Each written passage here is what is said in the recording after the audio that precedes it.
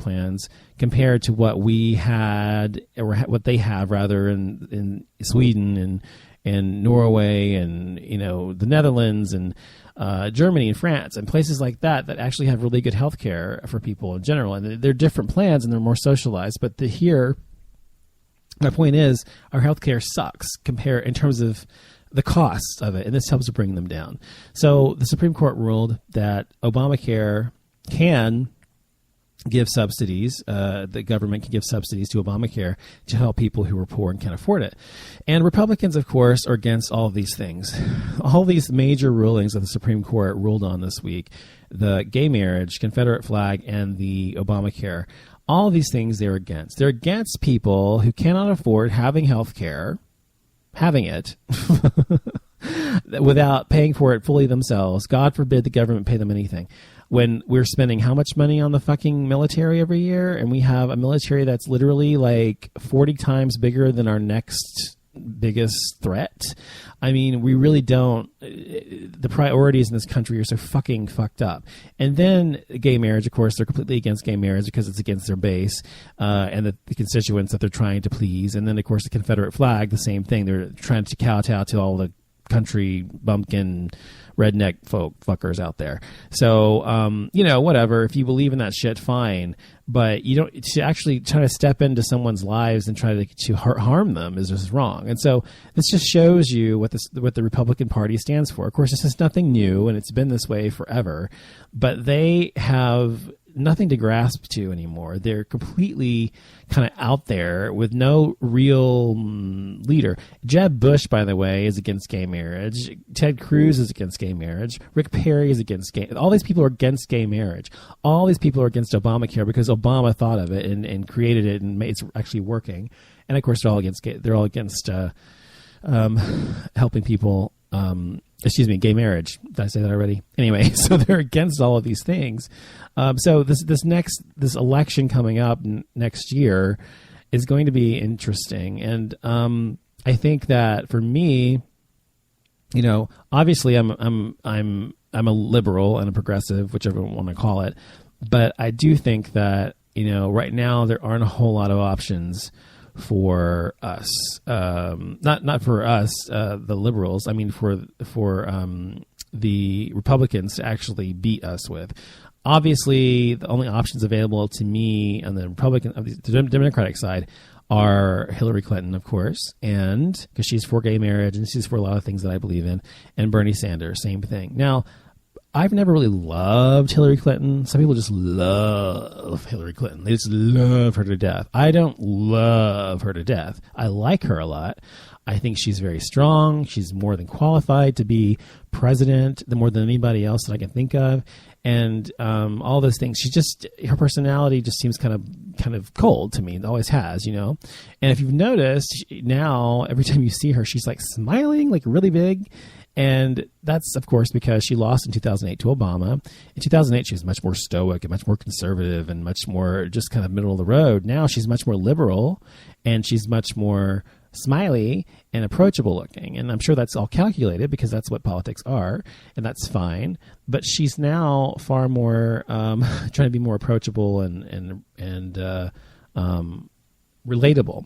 And that's great, but I still don't really understand everything she stands for. I went to her website. There wasn't really a list of all of her platform, the ideas she has for her campaign. Anyway, Bernie Sanders, however, I agree with even more of what he agrees with than she does. However, Bernie Sanders is Jewish, and I'm just being honest, and he's not going to beat Hillary Clinton. I just can't imagine it ever happening. Even if his ideas are better, even if I agree with him more than I do her, she's probably going to be the one to win the nomination, obviously. It's her time. She's a female. These are not necessarily reasons to win the nomination, but there's still the reasons that she will win the nomination. So let's just say, obviously, Hillary Clinton's going to be the Democratic nominee. Unless something crazy happens between now and the primary season or whatever, she's going to be it. And then we have Jeb Bush on the other side, and everybody wants to see another Bush-Clinton showdown. And so most likely Jeb Bush will be the one on the Republican side. I can't imagine anybody else being the one. So we're probably going to have Bush, Clinton, once again against each other. And of course, everybody loves a soap opera and drama, and everybody wants to see the showdown between these two dynasties of political life in America showdown. So we're going to see what happens with that. But ultimately, I'm never going to vote for Republican no matter what they say, unless obviously they have some sort of fucking epiphany and just, I don't know, their brain transplants or something. But I think that you have to remember that a lot can happen between now and primary season. So we don't know what's going to happen. But probably Hillary Clinton will be the one to beat. And if she does become president of the United States, I do have all the faith that she will continue to support gays and gay rights.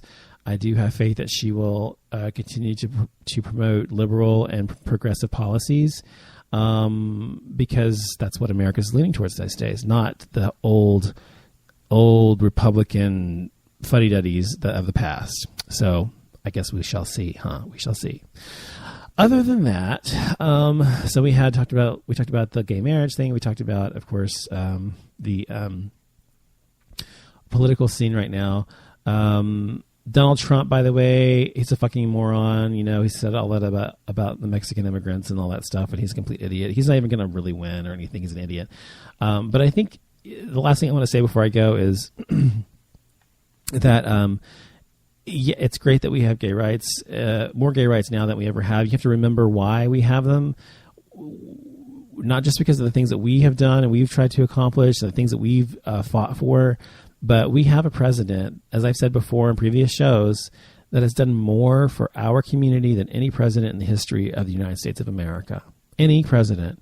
He has used the name gays and lesbians in many of his speeches, included us, made us inclusive upon or part of his American fabric and a dream for America. He has included us. He's included transgender people as well in that. And he's included all of us in not something that anyone's ever done before. He's helped pass legislation to protect us in government and to ensure our rights in government. And he's supported the gay rights movement, and he's had this evolution or whatever he said, before he went in there.